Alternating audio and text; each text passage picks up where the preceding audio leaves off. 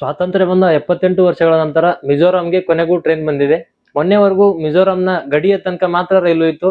ಆದರೆ ಈಗ ಬೈರಾಬಿಯಿಂದ 20 ಕಿಲೋಮೀಟರ್ ದೂರದಲ್ಲಿರುವ ರಾಜಧಾನಿ ಐಜ್ವಾಲ್ ಹತ್ತಿರದ ಸೈರಾಂಗ್ ತನಕ ಹೊಸ ರೈಲು ಮಾರ್ಗವನ್ನು ಪ್ರಾರಂಭಿಸಲಾಗಿದೆ. ಬೈರಾಬಿ ಟು ಸೈರಾಂಗ್ 55 ಕಿಲೋಮೀಟರ್ ರೈಲು ಮಾರ್ಗ. ಇದಕ್ಕೋಸ್ಕರ 78 ವರ್ಷ ಕಾಯಿತು ಮಿಜೋರಾಂ. ಈ ಯೋಜನೆಗೆ ಒಟ್ಟು 8,070 ಕೋಟಿ ರೂಪಾಯಿ ವೆಚ್ಚವಾಗಿದೆ.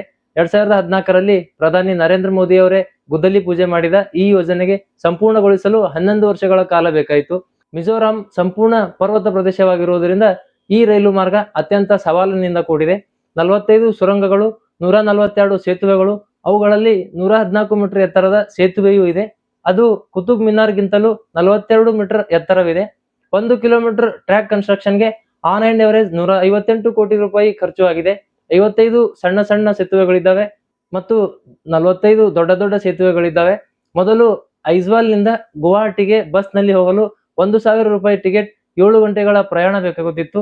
ಈಗ ರೈಲು ಮೂಲಕ ಕೇವಲ 300 ರೂಪಾಯಿ ಟಿಕೆಟ್, 2 ಗಂಟೆಗಳ ಪ್ರಯಾಣ ಸಾಕು. ಅಲ್ಲದೆ ದೂರವು 45 ಕಿಲೋಮೀಟರ್ ಕಡಿಮೆ ಆಯಿತು ಮತ್ತು ಡ್ಯೂರೇಷನ್ 7 ತಾಸಿಂದ 2 ತಾಸಿಗೆ ಬಂತು.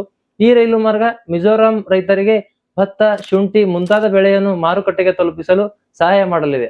ಜೊತೆಗೆ ಪ್ರವಾಸೋದ್ಯಮಕ್ಕೂ ಹೊಸ ದಾರಿ ತೆರೆಯಲಿದೆ. ಇದು ಮಿಜೋರಾಂ ಜನತೆ ದಶಕಗಳಿಂದ ಕಾದ ಕನಸು ಇಂದು ನಿಜವಾಗಿದೆ. ಧನ್ಯವಾದಗಳು.